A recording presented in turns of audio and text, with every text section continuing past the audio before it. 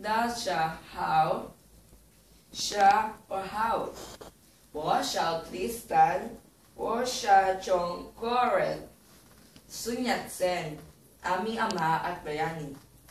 Ang aming kasaysayan ay puno ng kapwa ko Chino na handang mag-alay ng buhay para sa aming bansa. Ano man ang mga pagsubok na nahaharap sa amin. Inspirasyon kasi namin ang aming bayani na si Sun Yat-sen. Narap niya ang mga hamon ng aming bansa. Pero teka, tanong ko lang, ang pangalan bang Sun Yat-sen ay ibig sabihin araw? Ay sagot nga po. Si Sun Yat-sen ang tuluyang nagpabagsak sa dinastiyang Qing.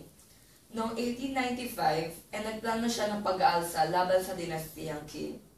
Isinulong din niya ang pagkakapantay-pantay sa pagmamayari ng lupa, regulasyon sa puhunan, pagsulong ng kaunlaran sa pamamagitan ng pagkasundo at pagtuligsa sa tunggalian ng mga uri upang makamit ang kaunlaran. Nagplano din siya ng revolusyon noong October 10, 1911. At dahil dito, tuloy ang nagtapos ang dinastiyang Qing sa China. Kabayanihan ay nagsisimula sa loob natin, sa pagkilala at pag-alam kung ano ang tama at kung ano ang mali. Ito ang inspirasyon naming mga Chino upang pangalagaan ang mga tradisyon, kalayaan, kultura, pamumuhay, at upang pagtanggol ang aming karapatan. Bilang isang senya sa paggalang natin at pagpapahalaga sa kanyang mga nagawa, paalam natin sa iba ang mga nagawa ni Sun Yat-sen. Kung napatunayan niya na ang mga Chino ay maaaring tunay na mahalaga para sa kanyang kapwa Chino, at ang Chino ay kinakailangan ng kalayaan, huwag tayong huminto sa kanyang mga yapak. Bawat isa sa atin, mahirap man o mayaman, ay maaaring maging isang bayani.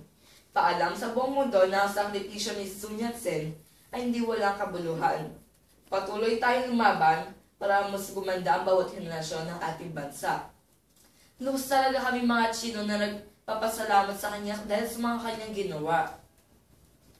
Hindi man ang litrato niya ang nakalagay sa pahina ng aming libro, hindi man siya ang bayani na katulad nila Spider-Man, Green Lantern, Batman, Wonder Woman, ngunit siya ang dahilan ng aming kalayaan, pati na rin ng aming reforma.